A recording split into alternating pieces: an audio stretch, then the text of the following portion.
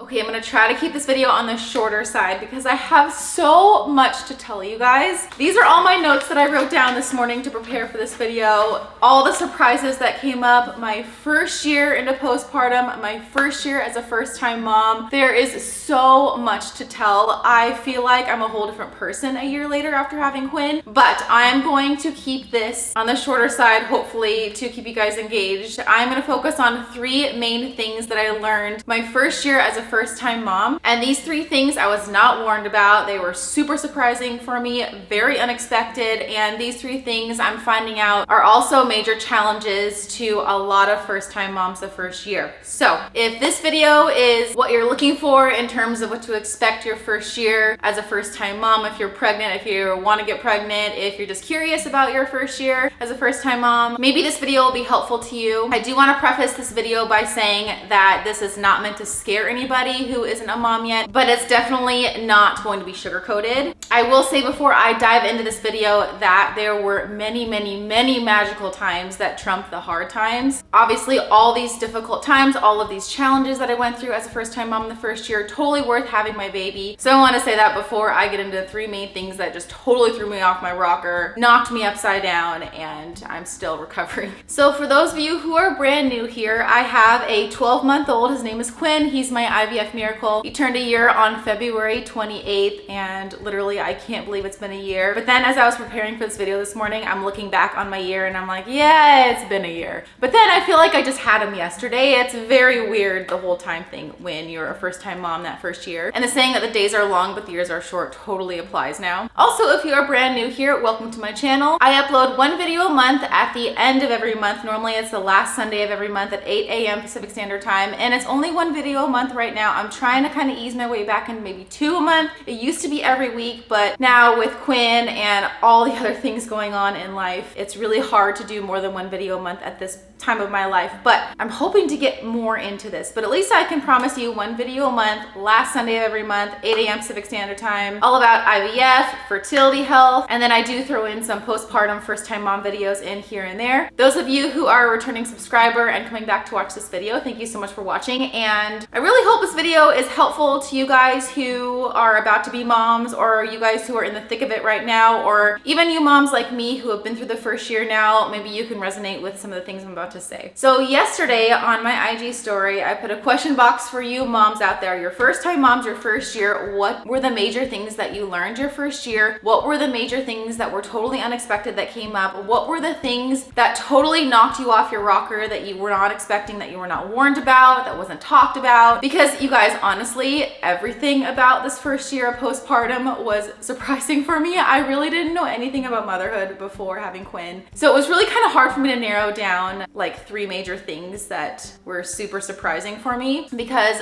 honestly, everything changed. And we'll kind of get into that further into the video, but I changed. I am not the same person as I was a year ago. And that was just ultimately the surprise, because I wasn't expecting to change so much. So from that question box, the 3 main things that kept popping up that you guys said were how hard breastfeeding is. You guys weren't worried about that, which I wasn't either. Mental health. So a couple of you mentioned rage. A couple of you mentioned postpartum depression. I struggled a lot with anxiety, which I'll get into. And then the 3rd thing that you guys said across the board was sleep. Sleep deprivation is huge. And so I'll be getting into that too. So as I was saying, there are many things that we are not warned about as first-time moms. I feel like there should be some educational sessions with our OB appointments that would be super helpful, just to like warn us ahead of time, maybe how to prepare, or even just some classes. I know there's classes out there, but I feel like there needs to be more education just easily handed to us like during our OB appointments, because my OB appointments at least were like 2 seconds long, in and out, vital signs, measure my stomach, and out the door I went. So I just feel like there needs to be a lot more education, especially for us first-time moms, on what to expect when we bring baby home. I mean, and even with the labor and delivery, that was all shocking, but it only lasted a short period of time, right? Compared to like bringing baby home, like how do I breastfeed? How do I do this newborn thing? Like what to expect? I mean, there is so much that goes into being a first-time mom that first year. I just feel like there needs to be a lot more education given to us, like maybe during our OB appointments or something like that, just to like help us prepare a little bit more. So it's not so shocking when we bring baby home. So that's actually the main reason why I'm making this video for you guys right now, is to talk about these things, bring awareness to these topics that are so shocking when all of a sudden you have a baby and there's no manual for this. And like, if you're like me, who is such a schedule, like planner type person, oh, forget about it. Babies are not predictable. There's no user manual, and it just threw me for a loop this year. So let's get into it. First things first, the extreme sleep deprivation. So I knew about the sleep deprivation before getting into this. My sister had already had 2 kids. I'm the oldest of 4 kids. I remember my mom like taking naps all the time. Like, I'm almost the last one to have kids out of my friend group. They all complain about sleep deprivation, but until you actually experience it for yourself and have a newborn that's yours, you don't really know. And I understand that every baby is different, every mom is different, every postpartum journey is a little bit different, but across the board, most moms are in agreement that newborn life is so exhausting. And on top of that, when you're a first-time mom, you have no idea what you're doing or what to expect. So you have that piece of anxiety on top of it. Sleep deprivation just adds to the anxiety and adds to, you know, if you're already prone to depression, it just adds to it. So I wish somebody had just told me point blank, Brittany, you are going to be sleep deprived. You are not going to sleep basically the first 3 months, but really, you guys, it's the first year. You are not going to sleep very well. It gets easier as the year goes on and baby gets a little bit older, but especially the first 6 months, especially the first 3 months when they're newborn, you're waking up so much during the night. And then that first 6 months is just brutal. Like, Quinn did not start sleeping through the night until he was 10 months old. 10 months of waking up at least once a night for a feed. But those first 3 months were just so rough. And on top of that, so if you're bottle feeding with formula, I think it's still hard. You still have to get up, but at least your partner can help you, or whoever is with you can help you during the night for feeds. But if you're breastfeeding, you're it. And maybe your partner can help you with diaper changes or whatever, but you are it. And when you breastfeed as a first-time mom to a brand new baby, it's so tedious. And we'll get into breastfeeding later on in the video. But a nighttime feed is the same thing as a daytime feed. Newborns just take so long to feed. And then when you're trying to figure out how to do it, how to position them, a feeding can take 40 to 45 minutes to up to an hour. And then when you're sleep deprived at night and it's 2 a.m. and you're like, oh my gosh, how am I awake? How am I doing this? And then you're hurting from healing down there, from labor and delivery. You're exhausted from labor, and it's just a snowball effect and a vicious cycle and a spiral, and you just feel like you're never going to catch up on sleep. You're never going to, like, you're just kind of like treading water, trying to survive, trying to breathe for air. Sleep deprivation is so extreme in the newborn phase, and especially if you're breastfeeding. So I remember when I brought Quinn home, I was warned about this at the hospital, so I was kind of expecting this, but hoping this wouldn't happen. They told me that first night getting home from the hospital that Quinn would most likely cluster feed, because he was sleeping pretty much right away when he got delivered, and we were only in the hospital for 1 night, and he was exhausted from labor as well. So he slept a lot after I delivered him, and maybe I only breastfed him like 2 or 3 times, like that night in the hospital and then during the day, and then we got discharged in the afternoon. But I didn't know enough to be like, hey, we gotta wake baby up, feed him every 2 to 3 hours so that maybe he can sleep longer at night. Like, I didn't know any of that yet. So when I got home that afternoon, breastfed him again, I remember, kind of unpacked my bag, got settled, blah, blah, blah. And then, yeah,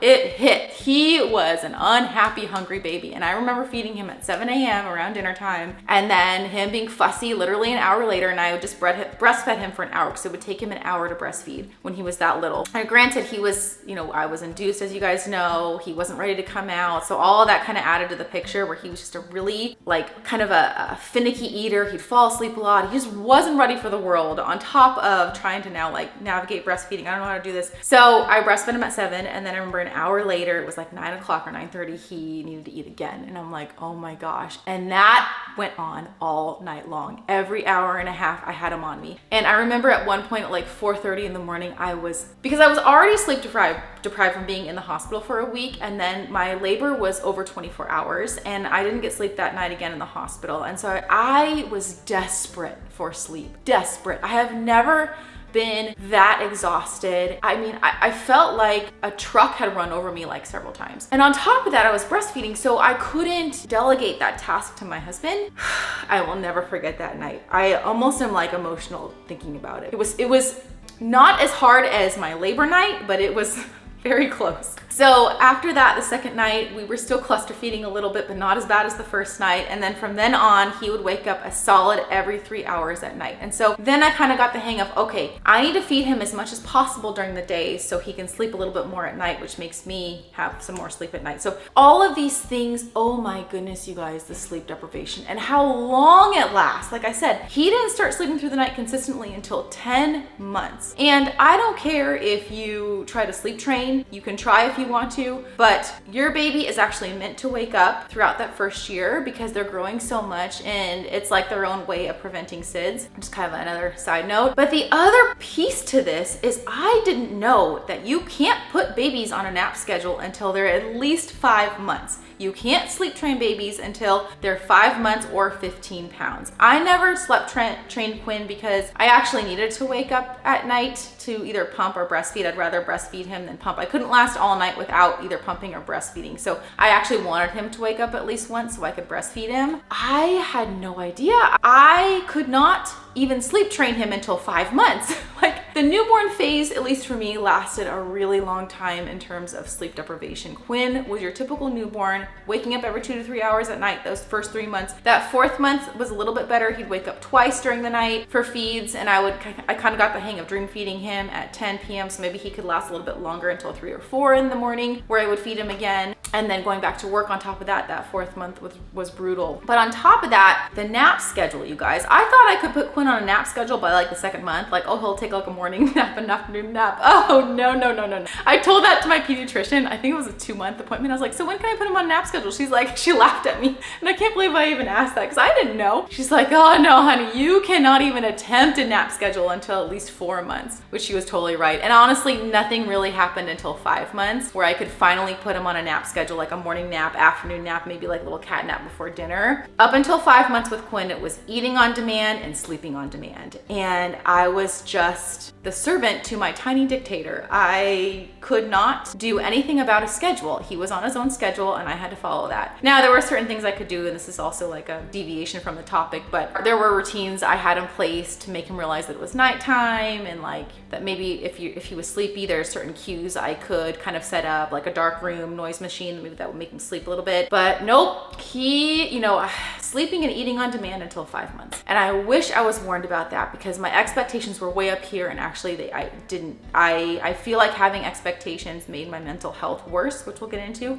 That's gonna be like another topic. Babies waking up a lot the first year is normal, and I didn't know that was normal. I thought I could sleep train Quinn out of it, or I could like put him on a schedule really fast. Nope. Now, I think sleep training works for a lot of moms and babies. It didn't work for Quinn for, the breastfeeding reason, but even if you sleep train your baby, it may not work all the time because especially after 6 months, like I said, they're meant to wake up because their bodies are changing so much. But if they're not going through a leap, if they're not teething, if they're not sick, then maybe they'll sleep a little bit better for you, maybe sleep through the night by like 9 or 10 months. But even then, like Quinn is 12 months and we've had a bad few nights because he's teething. His molars are coming in. He's really uncomfortable. So he's been waking up a lot at night, just really uncomfortable. Case in point, he's 12 months already, but he's waking up right now because of the teeth thing. So it's like, wow, just, you know what? Just expect to be waking up that first year. And if your baby happens to sleep through the night and you get a full night's sleep, then celebrate those wins and don't take them for granted, but know that it's all normal. They're supposed to wake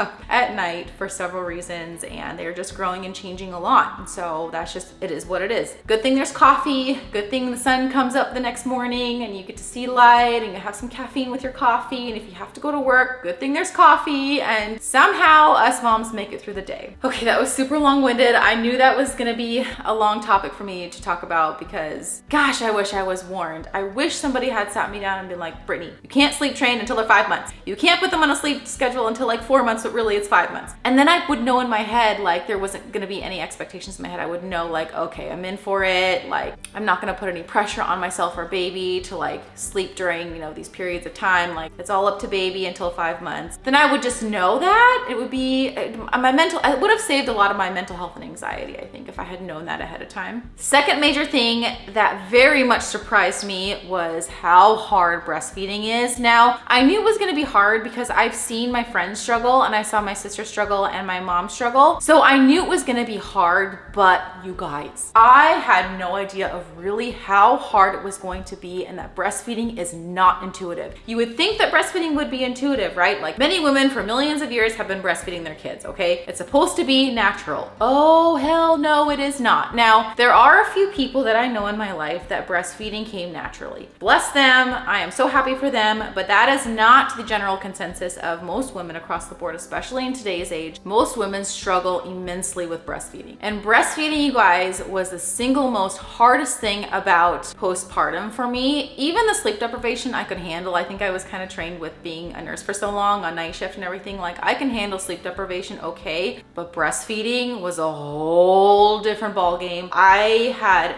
no clue what I was doing. And luckily I had enough foresight to get lactation support ahead of time. That is what saved me. And that is my advice to you who are watching this video who haven't had your babies yet. Get lactation support in place before you have your baby. I did that, and that's ultimately what saved my breastfeeding journey. And my lactation nurse actually ended up coming to my house 2 days after I got discharged, 2 days after we came home. She came to my house and helped me breastfeed, helped Quinn latch, gave me different tips on positioning. She did a full assessment, making sure Quinn ate enough. And then that is when she confirmed that he had several ties in his mouth. So the major one was the tongue tie, but he also had a lip tie and buccal ties. She's like, you know what? Quinn's mouth is very tight. That's why you're having a lot of problems. Because I had a lot of problems right away with breastfeeding. I was doing it, but I would have to nurse him for 45 minutes at a time, sometimes up to an hour because he kept falling asleep on me. His suck was pretty good. That's, I think, another reason why I was kind of saved, and I have a really strong letdown, but he would have kept falling asleep. He was overtired from trying to nurse because his mouth was so tight. I remember him being pretty fussy. His latch wasn't great. He kept getting like a sore on the top of his mouth because his latch wasn't good. But she was the one who recommended him getting his tongue tie released and pointed me in the right direction of what dentist to go to, what pediatric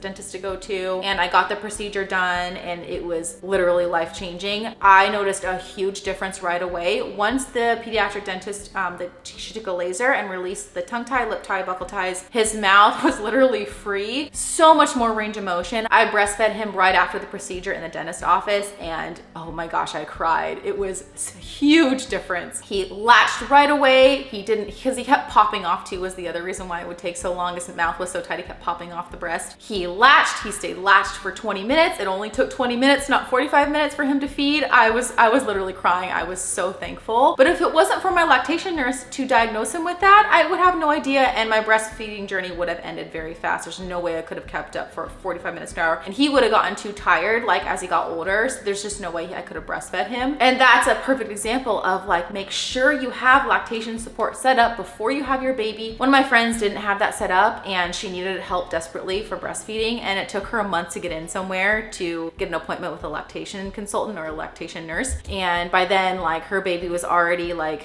behind on his weight and she had to use formula, blah, blah, blah. And then by the time they got his tongue tie released, his mouth was already kind of formed and he was already having like, it's just better to do the tongue tie releases if your baby needs it early. The earlier the better. Quinn was 2 weeks old when we got his released and it was the best thing I ever have done for him and for myself. So that's what I can say is get lactation help before you have your baby. But the learning curve on the breastfeeding, you guys, I mean, the breastfeeding itself was a lot to learn with positioning and what kind of nursing pillow to get. I always put the hock on one side so I can get that letdown, so I can get some freezer stash. But I mean, it was like so much to learn. How do I keep my milk supply up? How do I increase my milk supply? Diet, electrolytes. How do I store breast milk? How do I heat it up? The supply and demand concept I didn't know about, like how, you know, if you breastfeed often, you'll increase your milk supply. If you pump often, you'll increase your milk supply. Like, but it takes a few days for your body to recognize, oh, I need to produce more milk. Like, so much to learn. And then after that, I was worried about going back to work and pumping. So I had to figure out what pump to buy. How do I pump? How am I going to pump hands-free at work? Then I think Quinn was 4 months when we realized that I have higher levels of lipase in my breast milk. And that is why Quinn was rejecting the bottle while I was at work, because my milk, when stored in the fridge or freezer, would turn sour like a sour soapy taste because of the high lipase levels. So then I had to learn how to scald my breast milk on the stovetop to get rid of the lipase enzyme so that I can store it in the freezer or fridge without it turning sour. And luckily it was a pretty easy process, but there's another thing I had to learn. And then I had to throw away all of my breast milk that I had frozen because of the lipase situation. So then I had to supplement with formula for a little while because I had no freezer stash, which then threw me for another anxiety loop because I didn't want to use formula. Luckily, by the time Quinn hit 4 months, he was a really efficient feeder and it would only take me like 5 to 10 minutes to breastfeed him. So breastfeeding got so easy by 4 months. But then by 5 months, he was over it and didn't want to breastfeed anymore and just wanted the bottle. So then we swung the opposite way and I basically just pumped during the day and I breastfed him at night. And then by 10 months, he didn't want to nurse anymore, period. So then I just exclusively pumped from 10 months until 12 months. And now we are done pumping for the most part. I'm still producing milk. That's the other thing, is I'm taking a really long time to dry up, which I wasn't warned about either. I think everybody's different on that. Yeah, definitely my main source of anxiety was around breastfeeding, and my postpartum journey was very difficult only because breastfeeding was so hard for me. And I was constantly worried about how much is Quinn getting? Is he getting enough? Because when babies are feeding from your breast, you don't know how much they're eating, unless I guess you weigh them before and after, but I didn't have a baby scale and I wasn't about to do that. But when you're bottle feeding a baby, you obviously know how much they're eating, and so it brings you peace of mind that they're eating enough. But I didn't know, and is he fussy because he's still hungry, and blah blah blah. Like, my anxiety was through the roof. Really, it was the first 3 to 4 months my anxiety was very high. After that, it got a little bit better, and then by the time you hit like 8 or 9 months, you know, he's eating a lot of solids and blah blah, like my anxiety was going down. But my postpartum anxiety was so high, and we'll get into that in a second. Definitely, if you're not sure about breastfeeding, you know, try it out, but just know ahead of time it's not intuitive. Get support. If it's too much for you, do not feel guilty about going to formula because breastfeeding is just really hard. And I found out too that if you can't breastfeed for whatever reason, it's not your fault. It's just a lack of resources, because moms, brand new moms who want to breastfeed, need the support. If you don't have the support in place, you most likely won't succeed. I hope that helps. I did do a couple videos on my breastfeeding journey. I'll link below if you're interested, and also my tips and tricks on breastfeeding, pumping, all that kind of stuff. So if you're interested in those videos, I'll link them down below. Okay, you guys, lastly, mental health. So I've already mentioned that I struggled with severe postpartum anxiety. And so the depression part of it, I wasn't really depressed, but I think anxiety and depression go hand in hand. I was just so anxious about everything. And really it was around breastfeeding, Quinn's weight gain, because he was so behind in weight for so long, so he was early. There is no user manual for being a mom, and I am such like a planner, a directions person. Like, I am a type A perfectionist as well. So that, you know, mental part of it did not help me, because I didn't know what the heck I was doing. I wanted to be perfect at everything, and I knew I couldn't be. The anxiety for me was just almost unbearable. And then being so sleep deprived did not help any. It actually made it worse. You know, when you're like sleep deprived for a day and like, I don't know, some issues come up, like in your mind, it feels like those issues are way more of a bigger deal than they really are, just because you're sleep deprived. So that was me every single day for, gosh, at least the first 3 to 4 months. After that, it got a little bit better, but it was rough. So that's what a lot of you answered in my IG question on my story, was postpartum depression came up a lot, and also feeling extreme anger, especially towards your spouse. And I think with postpartum like emotions, postpartum depression, specifically postpartum rage, I think a lot of that is multifactorial. A lot of that has to do with hormone shifting, sleep deprivation, all the unknowns. Everything has changed. You have changed as a person. Who am I now that I'm a mom, and what the hell am I doing? It all kind of comes to a head, and it can present itself as rage. There's no one to take out the rage to besides, you know, your spouse is the one standing right there. And luckily I didn't really experience rage. I definitely got angry towards Josh, you know, a few times that I can think of, that he didn't take it well because he doesn't know how to handle my anger. You know, and a lot, especially if you're breastfeeding, most tasks in the early days the mom has to do, because really the only thing you're doing with your baby is feeding your baby every 2 hours. And so if you're breastfeeding, you're the one doing that. The mom is the one who's more sleep deprived normally. The mom is the the one to do most things in the early days. Plus you're healing from labor and delivery. You're the one who delivered the kid, not your spouse or your partner. And so there's a lot of like emotions going on in a new mom's head when it comes to like, I'm doing more than my spouse. I feel like I'm doing everything. And then on top of that, the hormone shifts are so extreme when you're early postpartum. I wasn't warned about the emotions. I'm not an emotional person normally, but I would go from like being happy to sobbing to angry, like all in a matter of like 5 minutes. What is going on? Come to find out, it's normal. Most women experience the extreme emotions, and then the anxiety goes hand in hand with that. And then luckily with the depression piece, I was fortunate enough to I wasn't really depressed, but definitely feeling moments of sadness. I found myself feeling guilty about missing my old life, which I've talked about quite a bit. So uncomfortable with everything right now. I miss being comfortable in my old life. The other piece of it too, which I've already mentioned, is literally everything changes the moment your baby is born. Again, I wish somebody had just kind of sat me down or just told me like, Brittany, just get ready for a lot of changes. And I feel like people have told me that, but nobody really was like, Brittany, everything's gonna change. You are gonna change too. Your marriage is gonna change, you're gonna change, your schedule's gonna change, your finances are gonna change, your sleep's gonna change, your body's gonna change. I can't think of anything that hasn't changed. The only thing that hasn't changed maybe is Yuma, but even Yuma's changed because he doesn't get as much attention anymore. He's only down to 1 walk instead of like 3 walks a day, which he's older now. But I can't think of anything that has not changed. And to deal with all of that change all at once that happens overnight is a lot. And then trying to figure yourself out now that you're a mom, it's really easy to lose yourself at postpartum. And actually, I think most of us do lose ourselves in postpartum because your whole life is baby, feeding schedule, nap schedule, blah, blah, blah. Like, now what's wrong? Now what's wrong? Now what I'm supposed to, because especially when they're super little, I mean, they rely on you for everything. That's your whole focus, is keeping them alive, keeping them fed, keeping them safe. You come sort of full circle and baby is now almost a year and you're like, now who am I anymore? I really lost a year. I didn't lose a year, but I don't know, if you know what I mean. I don't know who I am anymore. This past year has only been about baby, and I still have, the baby's not going away. I mean, Quinn is 12 months, but he's still a baby. Like, I mean, he's not walking yet. He's not really a toddler yet. It's like, okay, so how do I get some of my old life back? Who am I now that I am a mom? And it's just a lot to go through mentally. I was very comfortable with who I was before. I liked who I was before. Like, I knew who I was. And I think too, going through being a first-time mom being on the older side, I'm almost 38, is a little bit harder than being a first-time mom in your 20s. Because in your 20s, I think you're still, like, at least for me, I was still figuring myself out. I didn't really know who I was yet. I was still kind of getting my career started. I wasn't really on like a set schedule, but by the time I'm like late 30s, I know who I am. I have everything set in place. I have a schedule that I like. Now you throw a baby in and the baby throws everything upside down.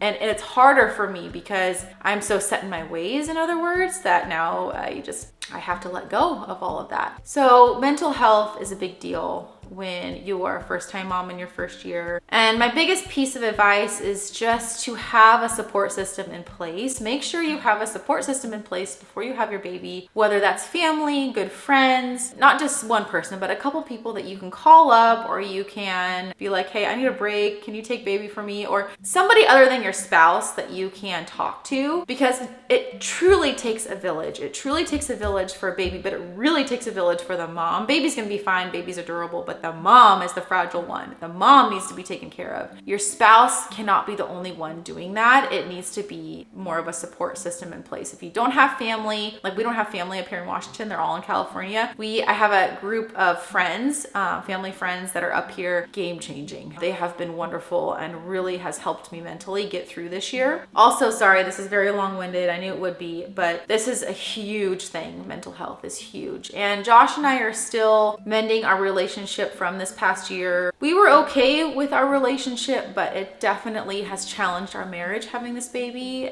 We didn't really know that was gonna happen, but it was just a lot of changes all at once. We also were renovating this house that I'm in now. We moved into this house when Quinn was 3 months. So we bought this house right before I had Quinn and started renovating it because it was a total dump fixer-upper, and that did not help the situation either. So I know that contributed to all the stress, but Josh and I are just now like talking about how rough it was a a year ago and talking through our emotions, and it's really helping. But yeah, mental health, you guys, totally normal. I'm finding out it gets better. It gets better. So for me, 5 months got better because then I could put Quinn on a nap schedule and he was sleeping better at night. 6 months better, 7 months better, 8 months. By the time he hit 9 months, I was like, all right, I'm not very anxious anymore. I'm still a little bit, but much better. And now that he's a year, I'm not worried about him anymore. His weight's good. He's growing as he should. He's crawling around. He's sleeping through the night, unless he's teething or sick or whatever. And so yeah, it just know that whatever phase, if you're in postpartum right now, what challenges you're going through right now is just a phase, and it's gonna be over fast and you'll be on to the next phase. Okay, I knew this was gonna be a really long video. I am so sorry. If you made it this far into the video, thank you for watching. Hopefully this was helpful. Hopefully this gave you kind of a big picture understanding of what postpartum is like, especially in the new early days. When you're a first-time mom, the whole thing is new. It's definitely a brand new journey, brand new set of challenges. And when everything is so new, it's very hard. Then when it comes to your own child, it's even more difficult. So if you're watching this and you're in early postpartum, know that it gets easier, it gets better. Hang in there. It's a short period of time. You'll get through it just like I did. If you are pregnant watching this and you want to figure out what you should do ahead of time to prepare, make sure you have a support system in place. Make sure you have lactation support before you have your baby if you want to breastfeed. And just know that you will be very sleep deprived for months, and it is totally normal. And for me, I was sleep deprived like the first year. Babies are meant to wake up. It's just how they operate, and thank goodness there's caffeine and coffee, and the next day is gonna be here, the sun's gonna come out, and just know that the year is gonna go by so fast, and before you know it, your baby's gonna be a year and you're gonna be wishing them to be little again. Early postpartum, that first year of being a first-time mom, is really, really difficult. Of course, everything is so worth it because you have your baby, and there were so many fun times, so many magical times, so many like priceless moments that luckily I got on camera for the most part. I look back and I'm like, oh my gosh, he's giggling and he's sitting on his own for the first time. He's got his first tooth, like so many celebrations the first year, but it is really, really hard. But yeah, so very thankful for Quinn. He's my IVF miracle. I never thought I would be a mom. And honestly, some days I look at him and I stare at him and I'm like, how are you here? I cannot believe I have you. Like I'm still processing all of that a year later. And I remember when he was first born, I was like, how are you here? I like barely believed the pregnancy. And I was just like coming around to my mind that I was gonna have a child, and then like he was born early and I'm like, oh my gosh. To call him my son, just totally worth everything. And you know, this is what life is all about. If you are not changing in life, you are not growing, and life is not worth living without changing. And I firmly believe that. Okay, hopefully that was helpful. That'll be it for the video. Comment down below on anything you would like to tell me about your postpartum journey, or if you have any questions if you're pregnant, or questions if you want kids in the future. And before I forget, I will link a video that I did when I was 10 weeks postpartum about my postpartum anxiety. It was basically just like a vlog of me telling you guys like how I was feeling at 10 weeks, that the anxiety is really high. So if you're curious as to like how I was feeling at 10 weeks, you can watch that video if you haven't watched it yet. Give this video a thumbs up if you liked it, because it does really help support my channel. I will see you in the next one. Also make a comment down below if you have a specific request on a video for next month. I am looking for content, so let me know what you want to see. And as you guys know, we are still on track for our next frozen embryo transfer this summer. So hopefully like end of July now, early August. We'll see how my cycle is, if I get a cycle, you know, all that good stuff, especially since I'm still trying to wean myself off pumping. So, okay, that'll be it. I will see you in the next one, and always remember to be kind to yourself.